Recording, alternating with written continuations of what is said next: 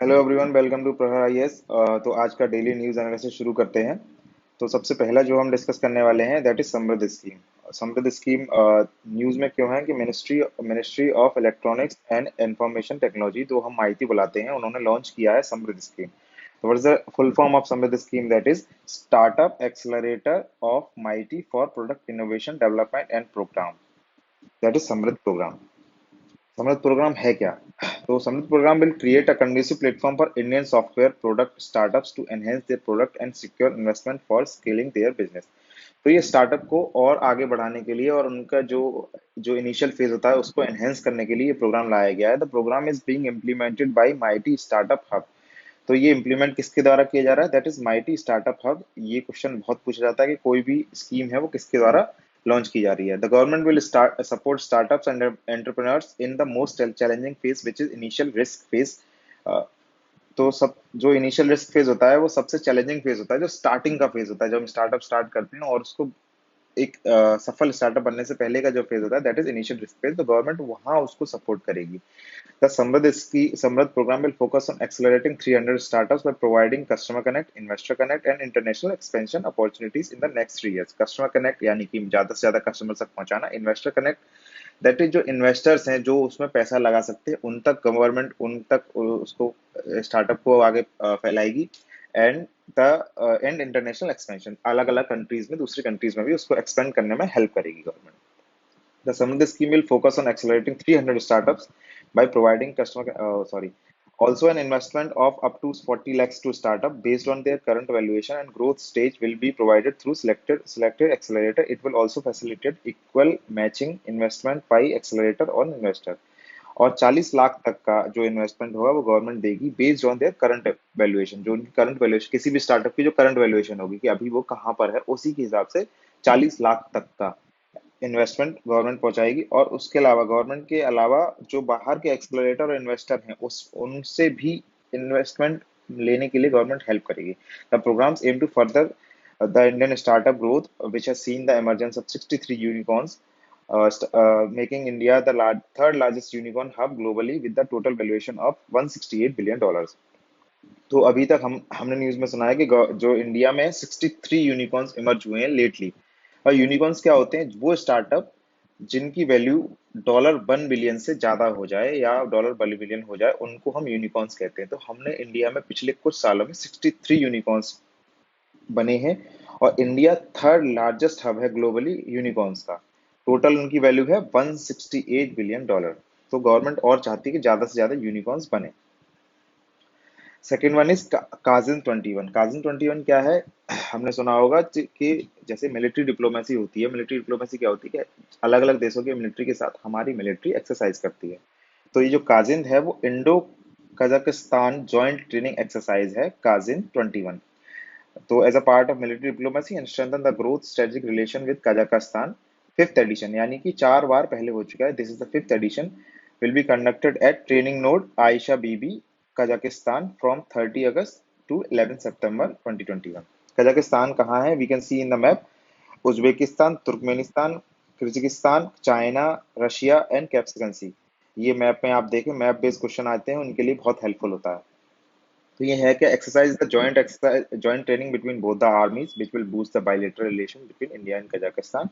Indian Army contingent represented by a battalion of the Bihar Regiment consists of total 90 personnel led by contingent commander। The Kazakhstan Army will be represented by a company group। The third one is Ease 4.0। Ease 4.0 is क्या है? ये जो हमारी finance minister हैं, union minister of finance and corporate affairs Shrimati Nirmala Sitharaman, उन्होंने unveil किया है fourth edition of public sector bank reforms agenda EASE public sector bank reform agenda EASE 4.0 for 2021। Tech enabled simplified and collaborated banking, यानी कि जो technology का use है bank में वो ज्यादा से ज्यादा बढ़े और सिंप्लीफाई हो जाए। जैसे अभी पिछले कुछ सालों में, अगर हम 5 6 सालों में देखें, हमारी जो बैंकिंग है वो पूरी फोन में और लैपटॉप में हम अपने घर बैठे आधी बैंकिंग कर सकते हैं। तो गवर्नमेंट चाहती है कि वो ज्यादा से ज्यादा हो जाए, कि हमें बैंक जो भी है वो टेक्नोलॉजी इनेबल्ड हो जाए, ज्यादा लाइन में ना लगना पड़े, ये जो चीजें हैं वो टेक्नोलॉजी इनेबल्ड हो जाए। ये है क्या? She also unveiled the annual report for PSP reforms agenda EASE 3.0 for 2021। जो इससे पहले का EASE 3.0 था उसका एनुअल रिपोर्ट भी वो लाएंगे। अभी तो जो इससे पहले वाला था उसकी कैसी परफॉर्मेंस रही, तो वो परफॉर्मेंस कैसी थी। Public sector banks have reported healthy profits and have accelerated on technology-driven reforms. These banks have reported a profit of rupees 31,817 crores in financial year 21 as compared to loss of 26,016 crore in financial year 20. That this is the first year when PSB has reported profit of 5 years of losses. तो इस साल जो बैंकों में profit हुआ है वो 31,817 करोड़ का प्रॉफिट हुआ है फाइनेंशियल 21 में। और जो लास्ट ईयर जैसे कि हमें पता है कोविड-19 था तो बहुत लॉस हुआ था, तो लॉस था 26,016 करोड़। तो ये पहला साल है पिछले 5 सालों में कि जो पब्लिक सेक्टर बैंक्स हैं उनमें प्रॉफिट आया है। तो total gross non performing asset भी 6.16 लाख करोड़ है, जो कि पिछले साल से 62,000 करोड़ लेस है। तो नॉन परफॉर्मिंग एसेट्स भी घटे हैं। और एक स्कीम आई थी credit at the rate click, और जो फ्लैगशिप इनिशिएटिव था अंडर 3.0, जो पिछले वाला था उसके फ्लैगशिप था ये। तो click at credit at click क्या था कि हम घर बैठे क्रेडिट पा सकते हैं, जैसे लोन और जो भी क्रेडिट हमें चाहिए, होम लोन, व्हीकल लोन या फिर स्टार्टअप लोन, वो घर बैठे पा सकते हैं। तो nearly 72% of financial transactions happens at PSB is now happening through digital channel. तो जो 70 मतलब टोटल में से 72% जो ट्रांजेक्शन हैं वो अब डिजिटल चैनल से हो सकते हैं, यानी कि फोन जो हो रहे हैं, फोन से या फिर लैपटॉप से या जो भी है डिजिटल ट्रांजेक्शन जो भी है। The next edition of EASE जो लॉन्च किया है ईज 4.0, वो उसका एम है further the agenda of customer centric digital transformation, deeply embed digital and data into PSBs way of working. यानी कि जो पीएसबीज हैं उसमें ज्यादा से ज्यादा टेक्नोलॉजी को इनेबल किया जाए। फोर्थ वन इज मंथन। So on 26 August 2021, Bureau of Police Research and Development (BPR&D) and All India Council of Technical Education will be launching Manthan 2021। मंथन 2021 है क्या? मंथन 20 ये है एक hackathon, is a unique national initiative to identify innovative concepts and technology seek a solution for addressing the security challenge of 21st century faced by our intelligence agencies।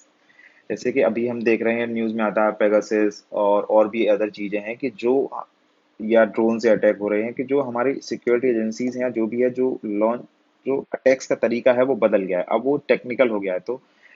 तो हमारी government चाहती है कि या सारी एजेंसी चाहती है कि ज्यादा से ज्यादा इस बारे में अवेयरनेस आए और जो स्टूडेंट्स हैं या जो भी जो अपकमिंग हमारा फ्यूचर है उसको इस बारे में पता हो। तो उसके लिए हैकाथॉन रखा जा रहा है मंथन 2021। ये 36 आवर का ऑनलाइन हैकाथॉन होगा, शेड्यूल्ड फ्रॉम 28 नवंबर टू 1 दिसंबर 2021। इसमें selected youth from education institutes across the country and registered startups will participate to offer strong, safe, and effective technology solutions under their technical expertise and innovative skills। इसमें youth को select किया जाएगा अलग अलग education institute से, startup से, और वो अलग अलग सोल्यूशंस देंगे अपनी अपनी टेक्निकल एक्सपर्टीज और इनोवेटिव स्किल्स के हिसाब से। और जो जीतेगा उसके लिए total prize money is of worth 20-40 lakhs will be given to the winning teams। Participants are expected to develop digital solution under 6 themes for 20 different challenge statements। Fifth one is Sujalam campaign. जैसा कि इसमें नाम में पता चला जलम, it is related to water. The Ministry of Jal Shakti began Sujalam, a 100 days campaign to create more and more ODF villages by undertaking water waste management at village level, particularly through creation of 1 million soak pits and also other grey water management activities। तो ODF ODF plus क्या है? ODF का मतलब है open defecation free, defecation free. जैसा कि हमारी government का जो प्लान था वो था ओपन डेफिकेशन फ्री बनाना ज्यादा से ज्यादा गाँव को। ओपन डेफिकेशन क्या है कि जो खुले में शौच करते हैं वो ना करें। तो ये उसी का और आगे का है। तो मोर एंड मोर अभी जैसे ज्यादा से ज्यादा गांव जो है वो ओपन डेफिकेशन फ्री हो जाएं। और वो कैसे कर सकते हैं? हम जो वेस्ट वाटर है, यानी कि जो पानी हम लोग वेस्ट कर देते हैं या रेन फॉल्स है, उसको इकट्ठा करना गाँव में ज्यादा से ज्यादा पानी। जब पानी रहेगा घरों में या फिर सब में तो लोग बाहर नहीं जाएंगे, ऐसा सोचना है। तो 1 million soak pits and other grey water management activities के द्वारा इस पानी को हम लोग वेस्ट वाटर को इकट्ठा करेंगे। इसमें एक्टिविटीज ज्यादा से ज्यादा क्या है? Key activities that will be organised in the village under this campaign include organise community consultation, खुली बैठक, gram sabha meeting to analyse the current situation. यानी कि अभी हम अभी जो गांव है वो ओपन डेफिकेशन में कहाँ तक है, मतलब कितने लोग घरों में शौच करते, कितनों के घरों में टॉयलेट बनी है, उस चीज के लिए ये खुली बैठक तो ग्राम सभा होंगी और फिर एक रेजोल्यूशन पास होगा to maintain ODF sustainability and achieve needed number of soak pits, कि सोक पिट्स कितने से ज्यादा कितने चाहिए यहाँ पे, और to manage the grey water development 100 days plan to undertake sustainability and soak pit construction related activities construct requisite number of soak pits, retrofit toilets where needed through IAC and community mobilization, and ensure all newly emerging households in the village have access to toilets। और ये ensure करना कि जो भी अब नए घर बनेंगे उनमें टॉयलेट्स जरूर से जरूर बने, और जो पुराने हैं उनमें भी बनवाई जाए। The sixth one is Samarth scheme. Samarth scheme क्या है? समर्थ स्कीम ये पहले से आपने सुनी होगी। उसमें क्या है कि जो टेक्सटाइल है या और भी अलग इंडस्ट्रीज हैं उनके लोगों को स्किल किया जाए, जो जो करंटली वर्किंग है उनमें भी स्किल डेवलप किया जाए, या जो उसमें जाना चाहते हैं उनमें भी स्किल डेवलप किया जाए। तो इसके बारे में जो न्यूज़ है वो क्या है कि first batch of east 63 training centre, अभी तक 63 ट्रेनिंग सेंटर्स हैं, उसमें से जितने उसका जो पहला बैच है उन्होंने कम्प्लीटली सक्सेसफुल बेनिफिटिंग 1565 आर्टिशन, उनका जो पहला बैच का उसकी ट्रेनिंग खत्म हो गई है। उसमें कितने आर्टिशन है? 1565। The second batch will also complete during the month of August 2021 benefiting 1421 artisan. तो जो सेकंड बैच है उसका भी जो ट्रेनिंग है वो कंप्लीट होने जा रही है, अगस्त में हो जाएगी।